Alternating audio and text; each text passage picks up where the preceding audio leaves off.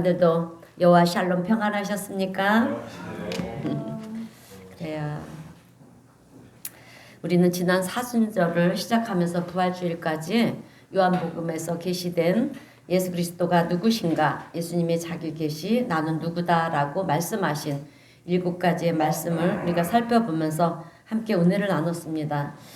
여러분, 우리가요 그리스도인으로 살아간다라고 할 때 예수 그리스도가 누구신가를 아는 것은요 너무도 중요합니다. 왜냐하면 우리가 예수 그리스도를 바르게 알아야 우리가 바른 그리스도인으로서의 삶을 살아갈 수 있기 때문에 그래요.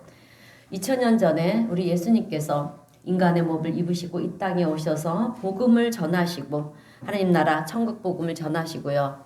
또 하나님의 뜻을 전할 때 모든 그것을 듣는 사람들의 반응은 3가지로 나눠지는 것을 볼 수가 있어요. 예수님의 말씀을 들으면서 그 말씀을 끝까지 붙잡고 또 자기 생명이 다하는 날까지 예수 그리스도의 말씀을 의지하면서 그 말씀을 진리의 말씀으로 붙잡고 사는 사람이 있었고요. 또 처음에는 말씀을 받아들인 사람도 있었지만 시간이 지남에 따라서 하나님의 말씀을 버리고 세상으로 나간 사람들도 많이 있었습니다. 그리고 처음부터 예수 그리스도의 이 말씀이나 천국 복음에 대해서는 관심도 없는 그런 무관심한 그런 사람들도 있었던 것을 우리는 성경을 통해서 볼 수가 있습니다. 오늘 본문의 주인공인 사도 바울은 처음에는 예수 그리스도를 부인했던 사람이에요. 그러나 예수님을 만남으로 인해서 예수님의 말씀을 마음에 새기고요. 그리고 평생을 끝까지 나중에는 순교하는 자리에까지 가서 복음을 예수님을 증거하다가 생을 마감했던 사람이 사도 바울입니다. 그런데 사도 바울은 이제 3차 전도 여행을 하는데 1차 전도 여행, 2차 전도 여행, 3차 전도 여행을 하면서 다니다가 이제 마지막으로 이스라엘의 수도인 예루살렘으로 오게 되는데 그때 예언을 말씀을 통해서 사도 바울은 예루살렘에 오게 되면 잡히게 될 것이다. 그러니까 자신이 잡히게 될 것이라는 것을 알고 있었어요. 그럼에도 불구하고 그렇게 알고 있었음에도 불구하고 사도 바울은 그것이 하나님의 뜻이라는 이런 생각을 가지고요. 그 위험한 길, 험난한 길, 핍박의 길을 담대하게 그렇게 나가는 것을 성경은 증거해주고 있습니다.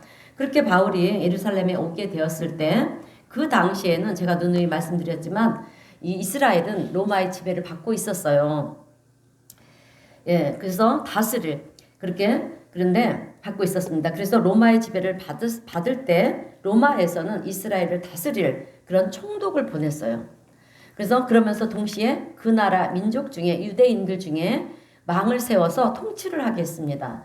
그래서 왕은 왕대로 통치를 하고요. 또 로마의 총독은 총독대로 이스라엘을 다스리는 그런 이중적인 그런 일들을 해나갔던 것이 그 당시의 상황이었습니다. 그래서 예수님 당시에는 헤롯이라는 왕이 있으면서 동시에 본디오 빌라도가 여러분 로마의 총독으로 그렇게 로마 사람으로서 이스라엘에 와서 총독으로 다스렸습니다. 그런데 사도 바울이 잡힐 때는 벨렉스라는 총독이었어요. 그래서 벨렉스라는 총독이 있었고 아그리빠라는 왕이 있었습니다. 그러니까 예수님 당시에는 본디오 빌라도가 아시죠? 본디오 빌라도가 총독이었고요. 그리고 헤롯이 왕이었어요. 근데 이제 바울 때에는요, 사도 바울 때는 벨렉스가 총독이었고 아그리빠가 왕이었습니다. 그래서 벨렉스, 아그리빠 이 둘이 이스라엘을 통하여 통치하고요, 다스렸는데 로마의 총독 벨렉스가 사도 바울을 감옥에 가둔 거예요. 감옥에 가둬서 2년 동안 그렇게 가이사라 감옥에 구금을 시켜 놓았습니다. 그런데 2년이 되었을 때 벨렉스 총독은요 본국으로 자기 나라로 로마로 돌아갑니다. 그 후임으로 총독으로 왔던 사람이 누구냐면 오늘 본문에 나오는 베스도예요. 베스도라는 사람입니다. 그래서 오늘 본문에서는 베스도가 등장을 하고 아그리빠 왕이 등장을 합니다. 아그리빠는요 그냥 유대 사람이에요. 유대인이에요. 이스라엘을 다스리는 유대인이 이스라엘 왕으로 있었고요. 베스도는 로마를 대신해서 온 총독입니다. 그러나 왕보다 이 총독이 더 위세가 있었다라고 하는 거죠. 왜? 로마의 지배를 받고 있었으니까. 근데 이 사도 바울은 이 두 사람 앞에서 그래서 이제 변호를 해야 되는 거예요. 죄가 없잖아요. 복음을 전한 것밖에 죄가 없잖아요. 그런 상황 속에서 나는 죄가 없습니다. 이렇게 사실을 변호를 해야 되는데 그러지 않고요. 예수 그리스도가 누구신가 복음을 전하고 있는 거예요. 베스도 총독과 아그리파 왕에게 그러니까 쉽게 말하면 전도를 하고 있는 것입니다. 근데 여기에 대한 그들의 반응이 참 놀라운 것은 베스도 총독은요. 바울 얘기를 들으면서 뭐라고 얘기를 하냐면 오늘 본문 24절을 보니까 베스도가 크게 소리내어 이르되 바울아 내가 미쳤도다. 내 많은 학식이 너를 미치게 하는구나. 그러는 것입니다. 무슨 말이냐면 도대체 말도 안 되는 얘기를 하지 마라. 어떻게 사람인 예수가 하나님이 될 수가 있느냐. 네가 공부를 많이 하다 보니까 제정신이 아닌 것 같다. 이런 얘기를 하는 거예요, 여러분. 이렇게 반응을 하면서 바울의 얘기를 듣지를 않는다라고 하는 거죠. 그리고 같이 있었던 아그리파 왕에게는 본문 20절을 보니까 27절을 보면 아그리파 왕이요. 여러분 아그리파 왕은 누굽니까? 유대인이잖아요. 이스라엘 백성이잖아요. 백성 중에 왕이 된 사람이잖아요. 그러니 예수님이 누구신가를 잘 알고 있지 않겠습니까? 그래서 아그리파 왕이요. 선지자를 믿으시나이까 믿으시는 줄 믿나이다. 예, 당신은 예수님이 누구신지를 잘 알지 않느냐 이런 얘기를 하고 있는 것입니다. 그랬을 때 아그리파 왕의 반응이 28절에 나오는데요. 아그리파가 바울에게 이르되 내가 적은 말로 나를 권하여 그리스도인이 되게 하려는도다. 이 말은 너는 지금 나를 전도하고 있구나. 예, 나를 그리스도인이 되게 하려고 하는구나. 이런 얘기를 하는 것입니다. 그런데 이에 대한 바울의 반응이 무엇이냐면 29절에서 이제 결론적으로 이렇게 얘기를 하는 거예요. 우리 함께 읽어보겠습니다. 29절 시작. 바울이 이르되 말이 적으나 많으나 당신뿐만 아니라 오늘 내 말을 듣는 모든 사람도 다 이렇게 결박된 것 외에는 나와 같이 되기를 하나님께 원하나이다 하니라. 아멘. 여러분 이 말은요. 내가 지금 이렇게 결박되어 있어서 불쌍해 보일지는 모르지만 이것 외에는 나처럼 되기를 원한다. 나처럼 그리스도인이 되기를 원한다. 이 얘기를 하고 있는 거예요.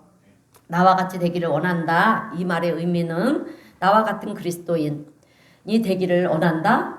예수를 믿는 사람이 되기를 원한다. 이런 의미도 있지만 사도 바울이 한 이 말씀 속에는 여러분 우리가 깨달아야 될 것이 하나 있습니다. 그것이 무엇이냐면 그냥 단순히 그리스도인이 되라는 것이 아니고요. 나처럼 사도 바울처럼 열심을 가지고 열정을 가지고 성숙한 그리스도인의 자리에까지 나가야 된다. 이 얘기를 하고 있는 것입니다. 여러분 우리가요 신앙생활을 하다 보면 어떤 분들은 나는 하나님이 살아계심을 압니다. 나는 성령 충만한 영적인 부분을 체험한 적이 있습니다. 놀라운 하나님의 은혜가 나에게도 임했습니다. 기도의 응답을 받았습니다. 예, 그런데 어떤 분은요, 나는 평생 교회를 다녔어도 그런 것을 체험해 본 적이 없습니다. 이렇게 얘기하는 두 부류가 있어요, 교회는. 그런데 분명한 것은 우리가 분명히 알아야 되는 것은 하나님의 은혜는 누구에게 임했느냐라고 하는 거예요. 여러분 누구에게 임할까요? 아멘 할렐루야. 열심히 있는 자에게 임한다라고 하는 것입니다. 여러분. 그래서 잠언 8장 17절 말씀을 보게 되면 나를 간절히 찾는 자가 나를 만나리라 이렇게 주님이 말씀하셨어요. 하나님의 은혜는 어떤 사람에게 임하느냐 하면 하나님은 살아계신 하나님이시고 예수 그리스도가 나의 주인이십니다. 나를 위해 죽으신 예수님을 나는 믿습니다. 세상 누가 뭐라 그래도 나는 하나님을 믿습니다. 이렇게 여러분 고백하면서 하나님의 은혜를 구하고요.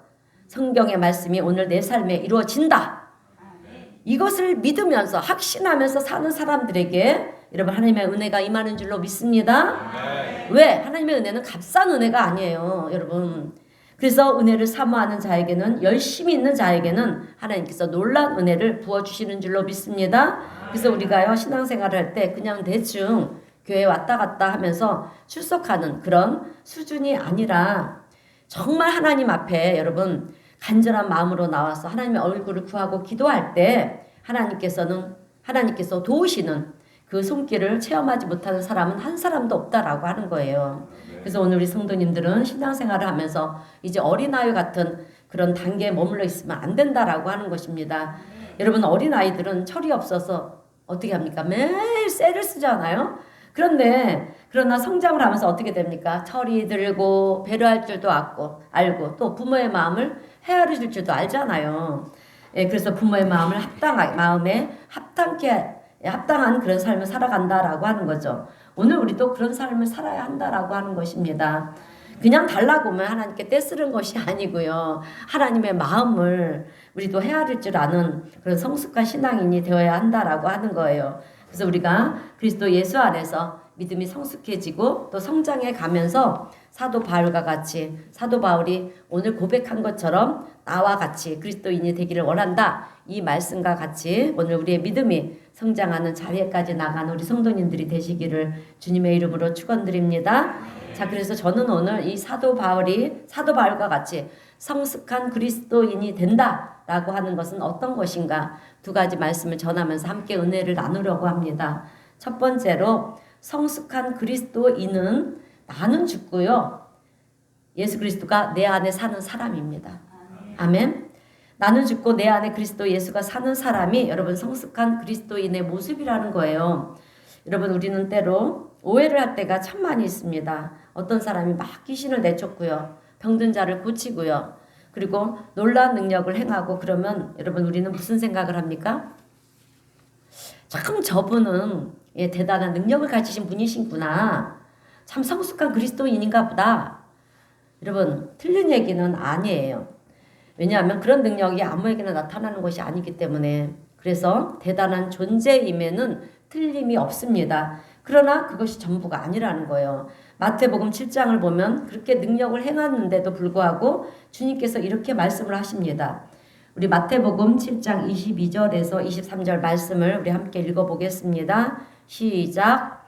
그 날에 많은 사람이 나더러 이르되 주여 주여 우리가 주의 이름으로 선지자 노릇하며 주의 이름으로 주의 이름으로 많은 권능을 행하지 아니하였습니까 하리니 그때 내가 그들에게 밝히 말하되 내가 너희를 도무지 알지 못하니 불법을 행하는 자들아 내게서 떠나가라 하리라. 아멘. 우리가요 예수님 우리가 주님의 이름으로 귀신을 쫓아내고 병든 자를 고치고 능력도 행하고 놀라운 일을 행하면서 주님의 이름으로 선지자 노릇을 했습니다. 그랬을 때 예수님께서는 그래 잘했다 이렇게 칭찬하시는 것이 아니고요. 오히려 불법을 행하는 자들아 내가 너희들을 도무지 알지 못하니까 나에게서 떠나가라. 이렇게 말씀하셨는데 예수님께서 왜 이렇게 말씀하셨을까라고 하는 거예요. 그것은 여러분 그들의 믿음이 반쪽짜리 믿음이었다라고 하는 것입니다. 여러분 세상에서 돌을 닦는 사람들은요 영적인 세계와 연결이 되어 있어요. 그래서 보면 용한 무당들도요 여러분 귀신을 쫓아내요. 앞으로 일어날 일들을 마친다라고 하는 거예요. 영적인 세계와 연결된 사람들도 이런 일들을 할 수가 있다라고 하는 거예요. 근데 오늘 여러분들도 할 수 있습니다. 예. 왜? 영적인 사람들이잖아요. 하나님이 영이시고 그 영이신 하나님을 믿는 자들은 다 영적인 존재들이에요. 그래서 우리가 기도만 깊이 하면요 다 알 수가 있고요. 우리의 앞날도 보여주시고요. 우리의 문제가 언제쯤 돼서 해결될 것이다. 이런 하나님의 은혜가 우리에게도 임합니다. 그런데 여러분 그들이 그런 일들을 한다고 해서 다 그리스도인이냐? 그렇지 않다라고 하는 거예요. 여러분 우리 그리스도인들에게는 신앙의 정체성들이 있어야 됩니다. 그래서 그것이 무엇이냐면 나의 죄성은 십자가에 못 박혀 죽고 나는 부활하신 예수님과 함께 새로운 피조물로 부활한 존재다. 이런 신앙의 고백이 있어야 한다라고 하는 거예요. 이것이 없으면 우리가 아무리 놀라운 능력을 행한다 할지라도 그 사람은 그리스도인으로 볼 수가 없다라고 하는 것입니다. 그래서 사도 바울은 회심을 한 다음에 예수님을 만나고 난 다음에 이제 아주 놀라운 고백을 하는데요. 갈라디아서 2장 20절 말씀을 보게 되면 우리가 잘 아는 말씀인데 암송 구절입니다. 우리 갈라디아서 2장 20절 말씀 한번 다 함께 읽겠습니다. 시작. 내가 그리스도와 함께 십자가에 못 박혔나니 그런즉 이제는 내가 산 것이 아니요 오직 내 안에 그리스도께서 사신 것이라. 이제 내가 육체 가운데 사는 것은 나를 사랑하사 나를 위하여 자기 자신을 버리신 하나님의 아들을 믿는 믿음 안에서 사는 것이라. 아멘. 사도 바울은 이제 내가 사는 것은 이렇게 내가 육체를 입고 사는 것은 살지만 이제는 더 이상 예수를 믿기 전에 내가 아니라는 거죠. 나는 이미 죽었다라고 하는 것입니다. 내 아이의 자아는 죽었습니다. 나의 죄성은 예수님이 십자가에 달려 죽으실 때 같이 죽은 존재라고 하는 거예요. 이 고백이 있을 때 우리는 비로소 그리스도인이 된다라고 하는 것입니다. 여러분, 그리스도인은 부활의 영광을 체험한 사람들이에요. 아무나 그리스도인이 되는 것이 아닙니다. 오늘 여기 이 자리에 있는 우리 성도님들은 부활의 영광을 체험한 분들인 줄로 믿습니다. 이것을 믿음으로 받아들이는 사람이 여러분 그리스도인이 되는 거예요. 그래서 이것이 우리가 신앙생활을 하는 데 있어서 기초가 되는 가장 중요한 메시지라고 하는 것입니다. 그래서 우리가요 진정으로 회심한 사람을 거듭난 사람이라고 그렇게 얘기를 하는 것입니다. 자, 그러면 거듭난 사람은 어떤 사람이냐? 예수님과 함께 죽고요. 예수님과 함께 부활한 존재, 이런 사람을 진정한 그리스도인이라고 하는 것입니다. 그래서 우리가 살면서 나의 옛자와 옛자, 그리고 나의 지식, 나의 생각, 내가 의지했던 것, 이런 것들을 다 십자가에 못 박혀 버려야 된다라고 하는 거예요. 나는 나의 정욕과 욕심을 십자가에 못 박아 버렸다. 이렇게 우리는 십자가에 못 박혀 죽은 자로 그렇게 살아야 되는 거예요. 그런데 오늘 우리들이 살아가는 모습을 보면 죽은 자처럼 사는 것이 아니라는 거죠. 우리는 아직도 내 자아가 살아있다라고 하는 거예요. 그렇지 않습니까? 그래서 말씀을 듣다가 우리가 은혜를 받으면 어떻습니까? 그래, 이제는 내가 다 용서하고 살아야 되겠다. 그렇게 결심을 하죠. 생각을 하고 결심을 해요. 그런데 우리는 교회 문 밖으로 나가는 동시에 함께 들어오는 게 뭡니까? 용서가 안 되는 거예요. 교회 안에서는 용서가 돼요. 말씀을 들으니까.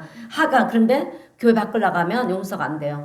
물밀듯이 또 치솟아 오는 거예요. 어느 순간. 내 자아가 다시 막 치밀어 오르는 거죠. 나를 뭘로 보고 그래? 도저히 용서를 못하겠다. 이렇게 막 올라오잖아요. 우리는 그런 것을 통해서 내 자아가 아직도 변화되려면 멀었구나. 여러분, 이것을 깨달아야 돼요. 깨달으면서 자꾸 달라져야 된다라고 하는 거죠. 여러분, 우리는 내가 이제는 사랑하며 살아야지. 그런데 사랑이 안 되잖아요. 그죠? 이제 내가 다 품으면서 용서를 해야지. 사랑하며 살아야지. 그런데 집에 가서 정작 내 가족도 사랑하지 못한다라고 하는 거예요. 이제는 내가 나만 자랑하지 않고 우리 예수님을 자랑하며 살아야지. 그런데 얘기를 하다 보면 어느 순간 예수님은 사라지고 내 자랑만 하는 나를 발견할 수가 있어요, 여러분. 이것은 아직도 내 자가 살아있다라고 하는 증거입니다. 여러분, 죽은 사람의 특징이 뭔지 아십니까? 죽은 사람들의 특징이 뭡니까?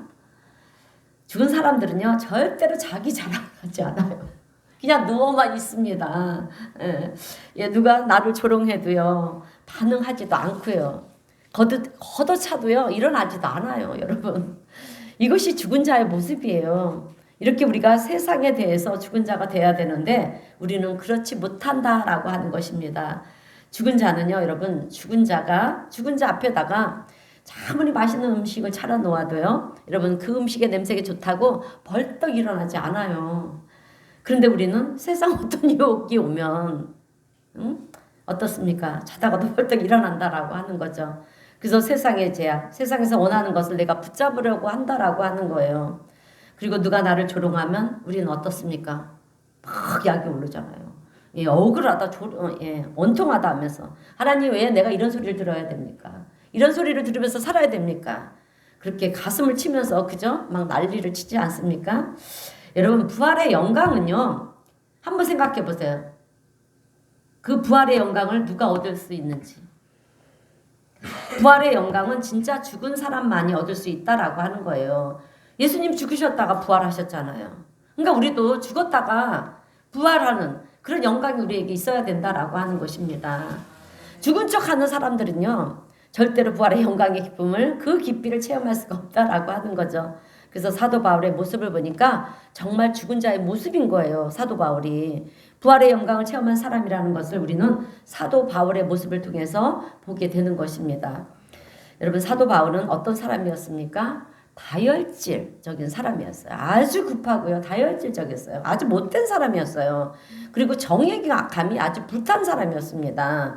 열심히 아주 대단했던 사람이에요. 그래서 어떻습니까? 나를 따르라 그러면서 여러분 예수를 믿는 사람들을 핍박하고요. 예, 잡아다가 감옥에 가두고 또 죽이기까지 그랬던 사람이 바로 사도 바울이었어요. 그런데 그랬던 그가 예수님을 만나고 이제 회심을 했습니다. 그리고 나는 지금까지 살아온 자기의 삶을 뒤돌아보니까 얼마나 엉망진창의 삶을 살아왔는지 모르는 거예요. 그래서 예전에는 자기의 삶을 자랑했던 사도 바울이 이제는 부끄러운 모습으로 그렇게 살아가는 것을 우리는 성경을 통해서 볼 수가 있습니다. 그리고 디모데전서 1장 15절에서 이제 이 사도 바울이 뭐라고 고백을 하냐면 내가 제수 중에 개순이라 이런 고백을 하는 것입니다. 이런 고백을 했다는 것은 여러분 실제로 하나님 앞에 자기가 죄인임을 절감했다라고 하는 거죠. 그래서 내가 정말 벌레만도 못한 그런 나쁜 사람이었구나. 죄인 중에 개수였구나. 괴물이었구나. 이렇게 여러분 고백을 하는 것입니다. 하나님의 은혜 빛 아래 나를 보니까 나의 죄성이 얼마나 대단한지 도대체 이런 내가 누구를 정죄한단 말인가? 예, 그것을 깨달은 거예요. 여러분 우리가요 정말 신앙생활을 하다가 내가 죄인이라는 것을 우리가 깨닫게 되면 여러분 우리는 누구를 향해서 절대로 손가락질 할 수가 없다라고 하는 거예요. 그들의 죄를 보면서 내 죄를 깨달아야 된다라고 하는 거죠.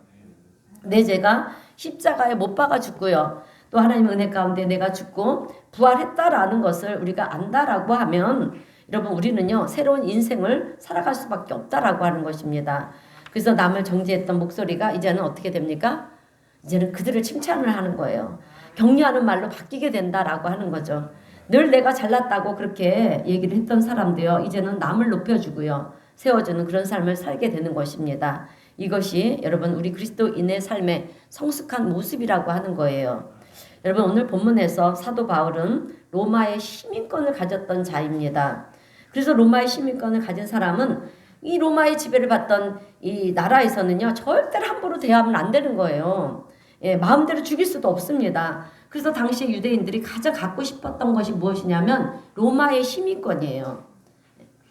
예, 그러니 사도 바울이 유대인으로서 로마 시민권을 가졌다라는 것은 아주 대단한 것이었다라고 하는 것입니다. 그리고 그의 집안의 배경이며 학식이며 교육이며 또 재산이며 모든 것이 여러분 남이 부러워할 만큼 아주 남부럽지 않은 그런 삶을 살았던 사람이 바로 사도 바울이었습니다. 그래서 누구에게도 조롱을 받을 그런 사람이 아니었어요. 그런데 유대인들이 찾아와서 사도 바울을 죽이려고 하는 것입니다. 세상적으로 볼 때 모든 것에 있어서 그들과 얼마나 여러분 격차가 납니까? 그래서 사도 바울은 어떻게 너희들이 감히 나를 잡아 죽이려고 하느냐? 이렇게 호통을 칠 수도 있었지만 사도 바울은 그럼에도 불구하고요. 자신을 죽이려고 하는 유대인들이나 지금 자신을 감옥에 넣은 벨릭스나 베스도 총독이나 아그리빠 왕이나 어떻게 보면 다 원수 같은 사람들이고요. 어떻게 나에게 이럴 수 있느냐 이렇게 얘기할 수 있는 사람들인데 그러나 그들을 향해서 사도 바울은 축복을 하는 거예요. 오히려 너희들도 나와 같이 그리스도인이 되기를 원한다라고 하는 것입니다. 우리 같으면 어떻게 하겠습니까? 아니 내가 그렇게 얘기를 하는데도 못 알아듣는다면 이제 더 이상 어쩔 수 없다. 그죠? 우리가 복음을 전하는데도 말을 안 들으면 우리가 어떻게 하면 포기하잖아요. 이제 당신들은 죽으면 지옥 갈 텐데 지옥 가서 고통을 받는다 그래도 나는 몰라. 당신들이 결정한 것에 대해서 당신들이 책임져라. 그리고 지금 너희들이 나를 이렇게 괴롭히는 일이 나중에 얼마나 후회가 될 것인지 당신들은 경험하게 될 것이다. 아마 이렇게 우리는 저주 아닌 저주를 퍼부을지도 모르겠어요. 그런데 사도 바울은 그러지 않았다라고 하는 것입니다. 오히려 그들의 영혼을 불쌍히 여기는 국률이 여기는 마음이 있었다라고 하는 거예요. 그래서 제발 나와 같이 이렇게 결박당하고 핍박받는 이런 것 말고는 나와 같이 하나님을 향한 열심을 가지고 그리스도인이 되었으면 좋겠다. 이렇게 축복하는 사도 바울의 모습을 우리는 본문 말씀에서 볼 수가 있어요. 그런데 그러면 도대체 사도 바울의 이런 마음이 어떤 마음이었기에 그렇게 얘기할 수가 있을까라고 하는 것입니다. 여러분 그것은요. 예수님의 마음이 사도 바울의 10년 가운데 있었기 때문이라는 거예요. 예, 오늘 우리 성도님들도 신앙생활을 하는 데 있어서 예수님의 마음이 있게 되시길 주님의 이름으로 축원드립니다.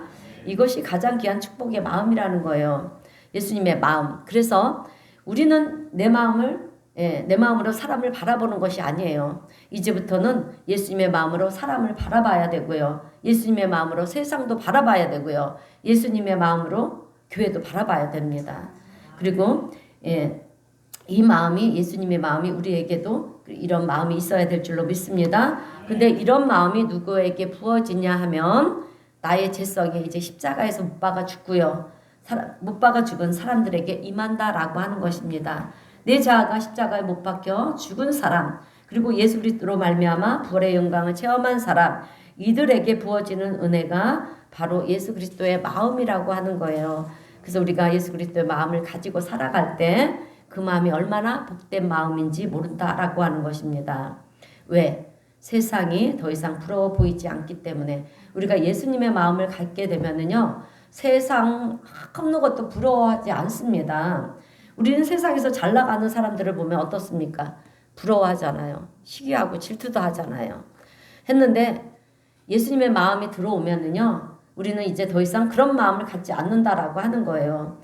그런데 여러분, 오늘 우리가 분명히 알아야 될 것이 하나가 있습니다. 그것은 예수님의 십자가의 죽으심과 부활이라고 하는 것은요, 내가 죄에 대해서 죽고요, 내 영이 다시 살아났다라고 하는 것을 경험하지 못한 사람에게는 아무런 의미가 없는 사건이라는 거예요. 그러니까 내 자신이 죄에 대해서 죽고 영이 다시 살아났다, 이것을 믿는 자에게는 그 무엇과도 비교할 수 없는 예수님의 죽으심과 부활의 영광에 그 사건이 은혜가 되는 것이고요, 능력이 된다라고 하는 것입니다. 그러므로 오늘 우리 성도님들은 나 자신을 돌아볼 때 나 자신은 과연 죄에 대해서 죽은 자인가, 또 의에 대해서 산 자인가, 이것을 우리가 돌아볼 수 있는 우리 성도님들 되시기를 바랍니다. 사도 바울의 고백처럼 나는 죽고 그리스도가 사는 그런 복된 그리스도인으로 살아갈 수 있는 우리 성도님 모두가 되시기를 주님의 이름으로 축원드립니다. 자, 두 번째로 성숙한 그리스도인은 어떤 사람인가? 매일의 삶 속에서 그리스도의 향기를 바라는 사람이에요. 여러분, 우리는 예수님의 향기를 우리의 모습에서 나타나야 됩니다. 성숙한 그리스도인들은요, 매일의 삶 속에서 그리스도 향기가 내 삶을 통해서 증거가 되어야 한다라고 하는 것입니다. 그런 분들이 되시기를 축원합니다. 여러분, 우리 사람들은 향기로운 냄새를 좋아하잖아요. 그죠? 향기로운 냄새를 좋아하죠?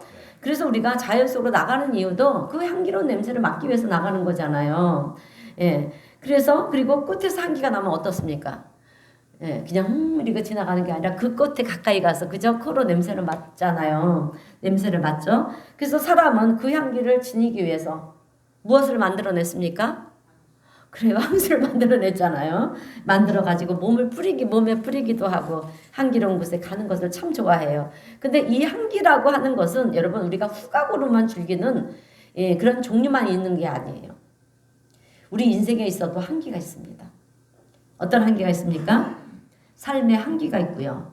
그리고 지혜의 향기도 있고, 성품의 향기도 있고, 또 성품의, 인품의 향기도 있습니다. 삶의 향기라는 것이 있다라고 하는 거예요. 그래서 우리는 인생을 살아가면서 그런 삶의 향기를 바라는 사람들이 되어야 한다라고 하는 것입니다. 그래서 우리 주변도 보게 되면 여러분 어떻습니까? 지혜의 향기가 있고요, 인품과 성품의 향기가 있는 분들에게 많은 사람들이 모여들잖아요.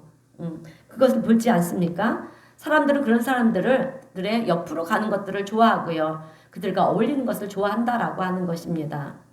그러면 우리가 그리스도인이라고 하면 우리도 이런 삶의 향기가 있어야 되지 않겠냐라고 하는 거예요. 자, 여러분, 진짜 꽃은요, 향기가 있어요. 그런데 가짜 꽃은 향기가 없습니다. 인조 꽃도, 그리고 그림의 꽃도 향기가 없어요. 마찬가지라는 거예요. 내가 진짜 그리스도인이라고 하면 내 삶 속에서 그리스도 향기가 여러분 나야 된다라고 하는 것입니다. 그래서 그리스도 향기가 내 삶을 통해서 드러난다라고 하는 것은 내가 그리스도인이라고 하는 증거가 된다라고 하는 거예요. 그런데 여러분, 세상에 보면 예수를 안 믿는데도, 불신자인데도 그들의 삶 속에 향기가 나는 삶의 한계가 난 사람들이 참 많이 있어요. 그죠? 예, 그리스도인이 아닌 타 종교인인데도 불구하고 도덕적이고 윤리적이고 선을 행하면서 그렇게 바르게 살아가는 사람들이 참 많이 있다라고 하는 거예요. 그런데 하물며 우리 그리스도인이라고 하면서 우리가 어떻게 그들보다도 못한 삶을 살아갈 수가 있느냐라고 하는 것입니다. 우리가 정말 그리스도인이라고 하면 그런 것은 기본적으로 세상 사람들보다 한 수 위인 삶을 살아야 되지 않느냐라고 하는 거예요. 그런데 여러분, 삶의 한계를 드러낸다라고 하는 것은 사실 어려운 일이 아니에요. 근데 우리는 참 어렵게 생각을 해요. 돈이 없어도 할 수 있는 거예요, 여러분. 그것이 무엇이냐면 따뜻한 미소예요. 따뜻한 격려의 말 한마디면 되는 것입니다. 어렵고 힘든 상황 속에서도 남을 배려할 줄 아는, 그 섬겨줄 줄 아는 그런 마음을 갖는 것입니다. 이런 마음이 있는 분 안에는요, 이미 하나님의 마음이 임해졌다라고 하는 거예요. 주어졌다라고 하는 것입니다. 그러니까 오늘 내가 이렇게 길을 가다가 정말 불쌍한 사람을 보면 좀 이렇게 품을 수 있는 이런 마음이 있는 사람은요, 예수님의 마음이 임한 사람이에요. 그리고 어려운 사람들을 보면 도와주고 싶은 마음이 있다. 근데 있다라고까지 하면 그건 하나님의 마음을 품은 자가 아니라 있고 그 사람을 정말 내가 가진 것, 공할 쪽이라도 나눠 먹을 수 있는 사람이 예수님의 마음이 내 안에 주어져 있는 사람이라고 하는 것입니다. 그래서 우리는요, 세상 사람들이 손가락질 하는 사람에게 똑같이 가서 손가락질 하는 것이 아니라 우리는 그 사람 옆에 가서 그 사람의 친구가 되어줘야 되는 거예요. 그리고 괜찮습니다. 앞으로 잘하면 됩니다. 힘내세요. 이런 말들, 이런 격려의 말들을 해줘야 된다라고 하는 거죠. 이렇게 격려해주면서 따뜻한 이 말 한마디를 해주는 것이 예수님의 마음을 닮은 자들인 줄로 믿습니다. 또 나에게 어떤 어려움을 주고요, 또 욕을 하는 사람을 향해서도 우리는 눈에는 눈, 이에는 이것이 아니에요. 하나님은 이렇게 얘기하지 않으셨어요. 오히려 그들을 위해서 긍휼히 여기는 마음을 가지고 기도해 주라고 말씀하셨습니다. 왠지 아세요? 우리가 그들을 위해서 기도를 해주는데 그들이 받아주지 않으면요, 그 복이 나한테 와요, 여러분. 메아리가 어떻게 합니까? 부딪혀서 다시 오잖아요. 그랬듯이 우리가 그들을 위해서 축복했는데 그들이 받아들이지 않으면 그 복이 나한테 배로 돌아온다라고 하는 것입니다. 그리고 왜 그래야만 되느냐? 바로 그리스도의 마음을 가진, 하나님의 마음을 가진 그리스도인으로서 삶의 한계를 드러내는 모습이기 때문에 그것이 우리는 그래야 된다라고 하는 거예요. 오늘 사도 바울의 모습이 바로 그런 사람의 모습이었다라고 하는 거죠. 사도 바울의 모습은 진정 그리스도인의 향기를 바라는 모습이었고요. 또 내가 참 그리스도인이라고 증거를 보여주는 모습이었습니다. 그런데 요즘 우리는 이런 얘기를 해요. 목사님, 요즘 세상 살아가기가 얼마나 힘든지 아세요? 나도 먹고 살기 힘들어요. 그런데 어떻게 그런 일까지 하라고 그러십니까? 이렇게 얘기들을 해요. 근데 여러분, 내가 사는 삶이 힘들기 때문에 우리는 격려하고 배려하는 마음을 가져야 된다라고 하는 거예요. 왜냐하면 그러면 내 힘든 삶이 여러분 그런 일로 인해서 힘들지 않게 되기 때문이라는 거죠. 세상이 강팍하고 힘들기 때문에 내가 오히려 베풀고요, 또 나누고 웃어주고 그리고 감사하는 마음을 갖게 되면은요, 그 마음으로 인해서 어떻게 되겠습니까? 내가 그런 따뜻한 마음을 전했는데 정작 내 마음은 어떻게 되겠습니까? 그 마음으로 인해서 내 삶의 힘든 부분을 우리는 극복하고 넘어가는 삶을 살 수가 있다라고 하는 거예요. 그래서 우리가 하나님의 은혜를 구하는 것은 그런 것입니다. 하나님, 내가 세상 사람들보다 더 많이 갖게 해주세요. 물론 그런 기도도 때로는 해야 돼요. 높아져야 되겠습니다. 하나님, 나를 높여주세요. 근데 사실 이거는 은혜라고 얘기하기는 좀 그래요. 우리가 하나님께 구하는 은혜는요, 하나님께로부터 주어지는 예수님의 그 마음이에요. 넉넉한 마음이고요. 슬픔 속에서도 노래할 수 있는 마음을 우리가 구해야 된다라고 하는 것입니다. 그런 마음이 주어지면은요, 지금의 내 형편과 처지가 어떠할지라도 여러분 거기에 우리는 좌절하지 않고요, 낙심하지 않고 넘어지지 않고 오히려 넘어지는 사람을 여러분 일으켜 세워주고요, 또 세상의 빛과 소금의 사명을 감당해 나가며 살아가는 진정한 우리 그리스도인의 삶을 우리가 살게 된다라고 하는 것입니다. 그래서 오늘 우리에게는 무엇이 있어야 되느냐 하면 부활하신 주님이 나와 함께 하신다는 이 믿음이 있어야 돼요. 이 확신이 있어야 될 줄로 믿습니다. 그 믿음이 있을 때 우리는 웃을 수 없는 상황에서도 웃을 수 있는 거예요. 노래를 부를 수 없는 상황에서도 우리는 노래를 부를 수 있다라고 하는 거죠. 나보다 더 많은 것을 가진 사람을 만난다 할지라도 우리는 그들을 부러워하는 것이 아니라 시기 질투하는 것이 아니라 그들이 더 잘 되도록 이제 우리는 축복해 주는 거예요. 기도해 주는 거예요. 이것이 예수 그리스도의 마음을 소유한 그리스도인들만이 할 수 있는 능력의 특권이라는 거예요. 이 특권은 아무나 가지는 거 아니에요. 오늘 우리 성도님들은 이런 넉넉한 마음을 가지시기를 주님의 이름으로 축원드립니다. 근데 오늘 우리는 너무도 조급하게 살아가고 있어요. 여러분 왜 조급하게 살아가는지 아세요? 정말 바쁘게들 살아가고 있어요. 우리가 조급하게 살아가는 거는 더 가지지를 못해서 더 높아지지를 못해서 우리가 조급하게 살아간다라고 하는 거예요. 근데 여러분 우리에게 하나님이 나와 함께 하신다는 이 믿음이 있다면 우리는 조급해할 이유가 없다라고 하는 거예요. 하나님의 손길이 나와 함께 하시고요. 나를 붙들고 계신다는 이 믿음이 내게 있다라고 하면 우리가 더 이상 조급해할 이유가 없다라고 하는 거예요. 왜? 하나님 때 하나님의 뜻에 따라 우리의 모든 것은 다 이루어지기 때문에 그래요. 그럼 왜 조급하냐? 내 때에 맞추려고 하니까. 우리는 내 때라는 게 없어요. 하나님의 섭리 가운데 하나님의 때에 이루어 주시는 거예요. 우리는 인내하면서 그냥 주어진 일에 최선을 다하면서 인내하면서 기다리는 거예요. 하나님 때에 반드시 부어주십니다. 그리고 하나님이 말씀을 주실 때 우리는요 여러분 하나님이 복을 주실 때요 만남의 복부터 주세요. 이걸 아셔야 돼요.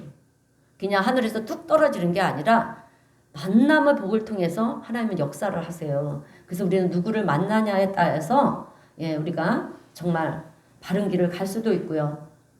정말 잘못된 길을 갈 수가 있는데 하나님은 반드시 만남을 통해서 축복을 하시는데 반드시 하나님의 때에 축복해 주시는 줄로 믿습니다. 그래서 그 때를 기다리는 거예요.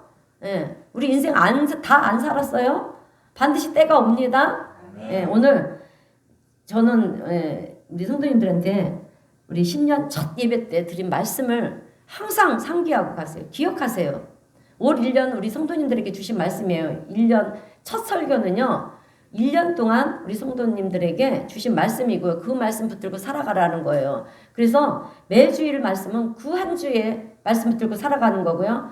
첫 설교 주신 신년 첫 예배는 주신 말씀은 1년을 살아가면서 그 말씀을 붙들고 살아가라는데 다 기억하시고 계시죠? 하나님의 말씀만 의지하는 자는 어떻게 한다? 들어가도 나가도 복을 받고요. 성읍이 복을 받고 내 떡반죽 그릇이 내 가정이 복을 받고 내 자녀들이 복을 받는다 그랬어요. 반드시 이런 역사가 오늘 우리 성도님 삶 속에 일어날 줄로 믿습니다. 하나님의 때에 반드시 이루어질 것입니다. 오늘 우리 성도님들은 살아계신 하나님을 믿으십니까? 사망 권세를 깨트리시고 부활하신 우리 예수님을 믿으십니까? 그리고 그 주님이 나와 함께 하신다는 이 사실을 믿으십니까? 그렇다면 오늘 우리 성도님들은 매일의 삶 속에서 기쁨 가운데 감사 찬양의 고백을 하나님께 올려드리고요. 또 세상을 향해서는 밝은 미소를 또 전할 수 있고 예수 함께 날리는 그런 정말 정숙한 그런 그리스도인이 되시길 주님의 이름으로 축원드립니다. 오늘의 핵심은 무엇입니까? 하나님의 마음을 품는 것입니다. 그리고 하나님의 말씀을 내 마음에 새기고요. 그 말씀이 반드시 나와 함께 하시는 하나님이 이루어 주신다. 이 믿음을 가지고 살아가시는 우리 그리스도의 그 예수 함께 날리는 하나님의 정말 성숙한 그리스도인의 삶을 살아가시는 우리 성도님 모두가 되시기를 다시 한번 주님의 이름으로 축원드립니다. 기도하겠습니다. 사랑과 은혜의 하나님 아버지 감사합니다. 주님이 우리와 함께 하심으로 인해서 주님 우리가 웃을 수 있고 또 노래할 수 있고 감사할 수 있고 또 넘어진 자들에게 낙심과 절망 가운데 있는 자들에게 격려와 따뜻한 말 한마디를 건넬 수 있는 줄로 믿습니다. 이것이 우리에게 주어진 놀라운 은혜의 축복인데 주님, 우리는 이것을 뒤로 한 채 세상을 바라보면서 조급해하고 또 불평하고 원망하면서 살아갈 때가 얼마나 많았는지 모릅니다. 주님, 오늘 우리 모두에게 믿음의 눈을 열어주셔서 살아계신 하나님이 나와 함께 하신다는 것을 보게 하시고, 또 그래서 조급해하는 마음이 아니라 원망하는 마음이 아니라 이제는 주님께 감사하며 찬양하는 귀한 인생을 살아갈 수 있는 우리 모든 성도님들이 되게 하여 주시옵소서.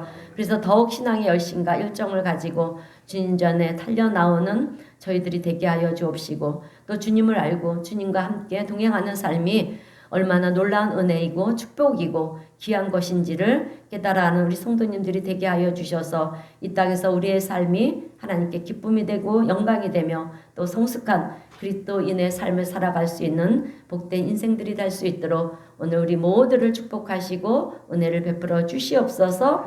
예수님의 이름으로 기도드리옵나이다. 아멘. 우리 찬송가 455장 찬송하겠습니다.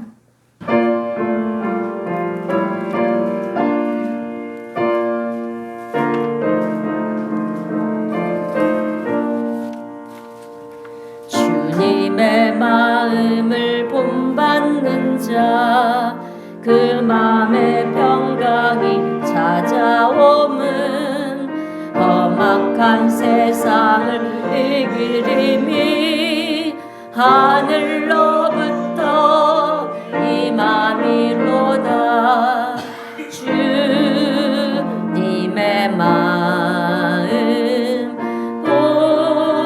본받아 살면서 그 거룩하신 나도 이루리. 주 모습 내 눈에 안 보이며 그 음성 내 귀에 안 들려도 내 영혼 날마다 주를 만나 신령한 말씀 배우도다. 주님의 마음 본받아 살면서 그 거룩하심 나도 이루리. 가는 길 거칠고 험하여도